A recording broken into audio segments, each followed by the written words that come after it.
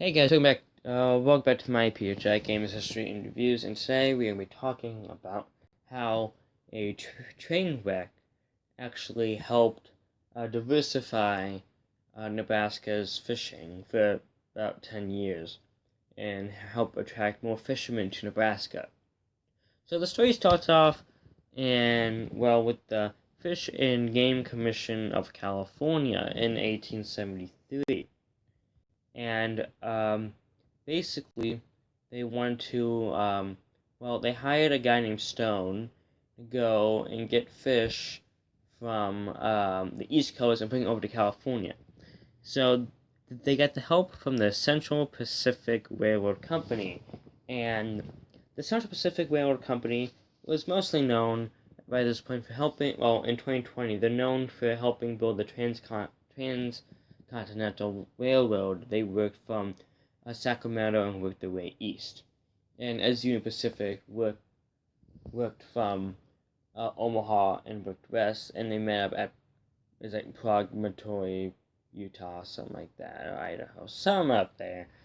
So yeah, so what they did to get them over, they actually converted a fruit car and made it into a aquarium car.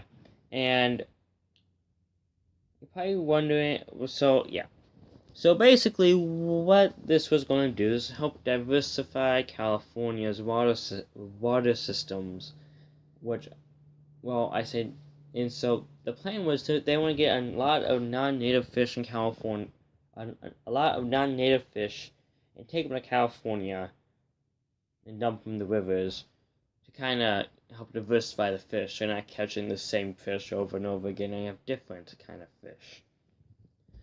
So, let me talk about this car quick. So, this railroad car was pretty, it's pretty impressive they ought to fit in there. So over in the East Coast, this guy named Stone actually got a lot of fish. He got 60 black bass, 11 walleyes, 190 yellow perch, 12 bullheads, 110 catfish, 20 blackfish, 1,500 freshwater eels, 1,000 Easter trout, 162 lobsters, and a barrel of oysters.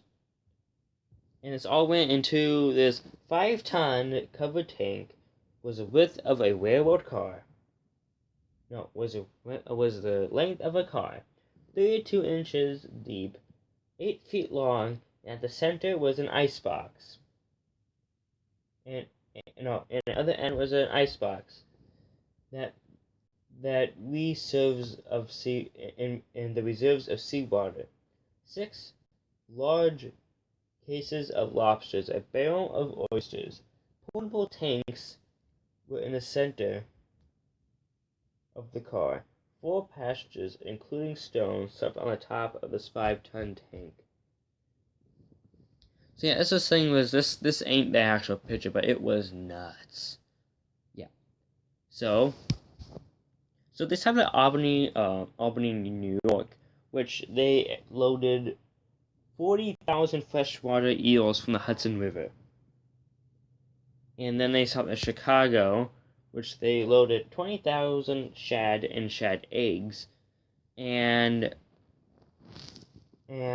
some salmon was brought in from the Great Salt Lake. So yeah, so from there it went through. From there it switched on to Union Pacific tracks and went to Omaha, Nebraska. And Stone said everything was going smoothly and it's going pretty great. Only a handful of fish have died. But they didn't realize that in the spring, Omaha gets a boatload of rain, and plus, all of eastern Nebraska. And also the fact that we get snowed and all that snow has to go somewhere. When it melts, it dumps into the rivers. So we get flooding every so often, like last year in 2019.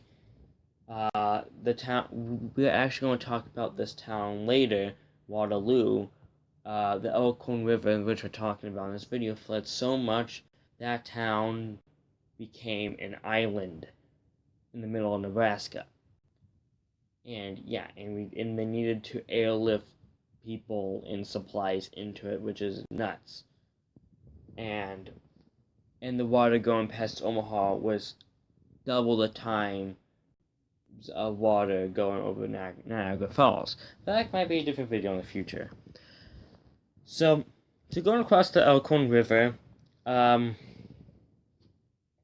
well, well, um, well, the so the trestle. They went on like a trestle or a bridge. The bridge was 400 feet long, 12 feet high, and it was weakened from the soggy conditions. And the front of the train, which included a mail car, the aquarium car, and some passenger cars, tumbled in what the Omaha Republican said, quote, a 10 feet of water rapid current. So surprisingly, only one guy was killed. He was a person from Omaha who was his name is Michael Carey, and he was a Union Pacific roadmaster riding in the engine. He is buried at he was quickly buried at the newly consecrated holy. Sorry if I mispronounce this. The Holy Sepulchre Cemetery at 48th and Leavenworth Streets, and he was the only death in the accident. So what happened to other people on board? Well, Stone and the other people in the aquarium car swam around the car and climbed onto the engine to reach safety, and everybody else on the train survived. So yeah. So what about the aquarium car? So what about the aquarium car? Well, the next day, the Omaha Herald said all the fish have been lost in the Elkhorn River, which at the present time is very high and muddy, and no doubt all the fish soon perish in that water, so that even Nebraska would not benefited from the sudden fish planting. The blackfish, lobsters, and oysters. Well, so yeah. So, what exactly happened to the fish in the car?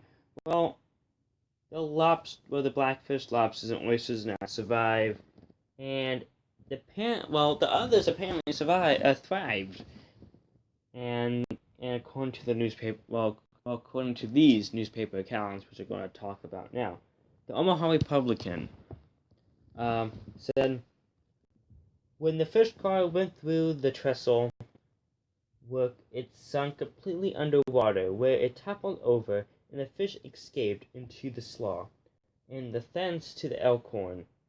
At least 1 million of the small fry were then let loose into the Nebraska stream.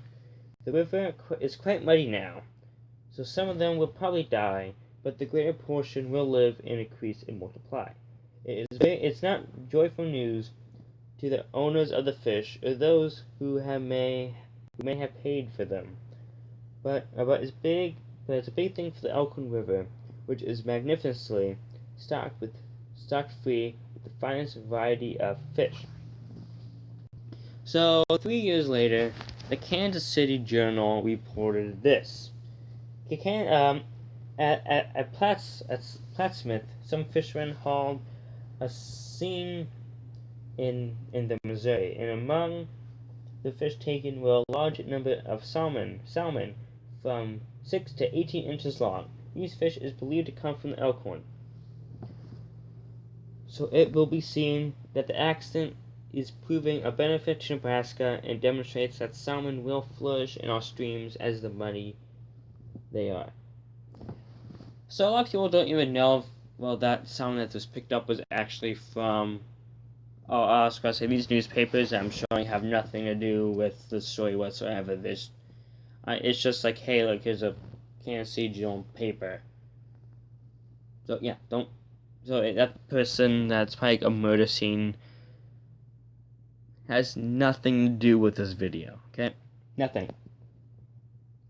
And also, it shouldn't. Well, also, a lot of people don't know if this certain event of someone catching salmon in the Missouri River actually came from that wreckage.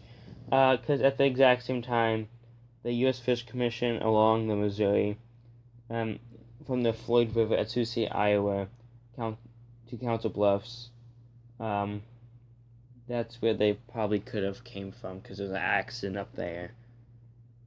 So now let's jump to 4 years later, the Nebraska State Journal. It's 4 years later in 1877. Well, we are reminded of the great washout whereby $20,000 worth of fish seed was spilled into the running waters by the sight of some of those very fish who had been caught by the boys in the river lakes hereabouts.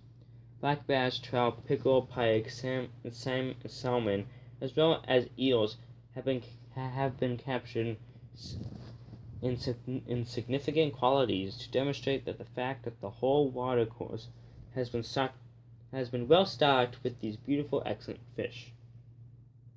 So the Omaha Daily Herald said, quote, now we are beginning to realize that our home fisheries. Yesterday, the Shealy brothers received a shipment of salmon taken from the Elkhorn at Waterloo. Our readers will remember that a few years ago, spawn went into the river. Nice thing, wasn't it? Now let's jump even further. 7 years later, the Omaha Daily Herald. Fishermen are catching large numbers of black bass, pickerel, and other choice fish from the Platte River near Ashland. The progeny of these spilled into the Elkhorn River a few years ago by an accident to a car filled with live young fish from the Atlantic seaboard. So you can tell by the late 1800s, well, 1880s, these fish were thriving in Nebraska. But then all of a sudden, it just stopped. What exactly happened? So, no one knows for sure.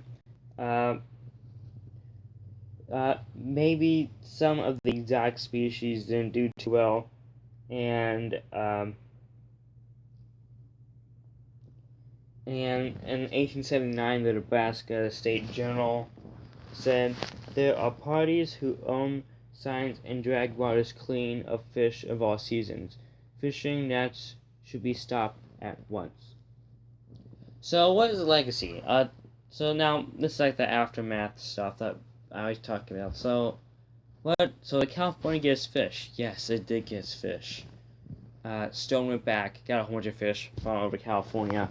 Life is good. So yay. So since then, it's been largely forgotten, this story. In 1963, publication of Games and Parks Commission,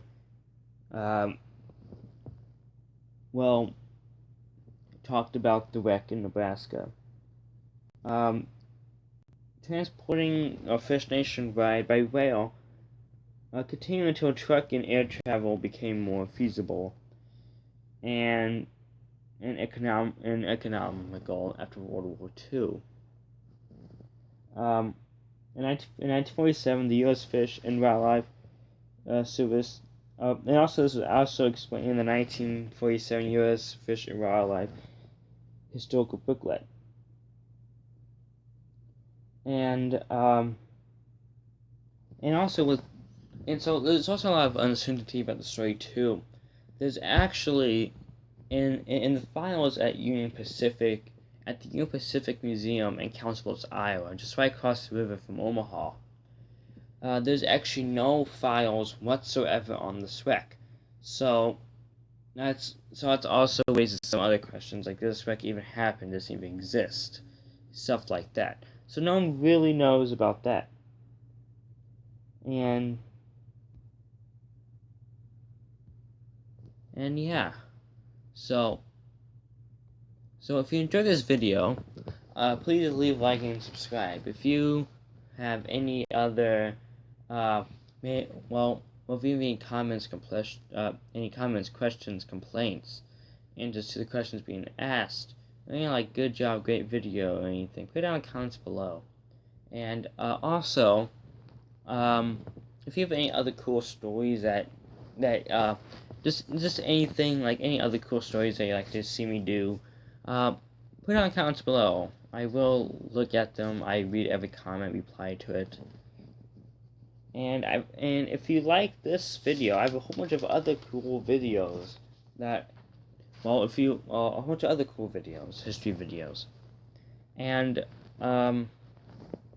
so what inspired me to do this was actually my dad is one of the few people who still gets newspapers, and every time there's like a cool history thing, he always sends it my way. And one was about this event, and it was really weird. So I bet you could actually hear the newspaper, and so that's where I got the newspaper clipping. This newspaper, when I read off those newspapers, that came from the newspaper that my dad gave me. So yeah, we have a lot of So that's actually from a newspaper. You probably could hear in the background. So if you're new to this channel, this is always kind of part of the video. I kind of announce some news stuff. I think I've announced this in the video before, but if you did not watch the history episode before this, I should go watch it. I have actually decided to remake a lot of my old videos. I've already remade my what is the real Confederate flag video, and the next one I'm going to make is I'm going to stick with the Omaha history, and next will be the 1919 Omaha riot, which is an actual personal favorite story of mine and one of my favorite subjects to talk about. I don't know, because it's a very interesting story. And I actually try to get a history guy to do a 1919 Omaha riot video, but he already covered it in like a little 5-second snippet. But there's a lot more stuff because I like going really in depth about like what exactly happened before. So yeah, so I'll see you guys in the next video, and bye.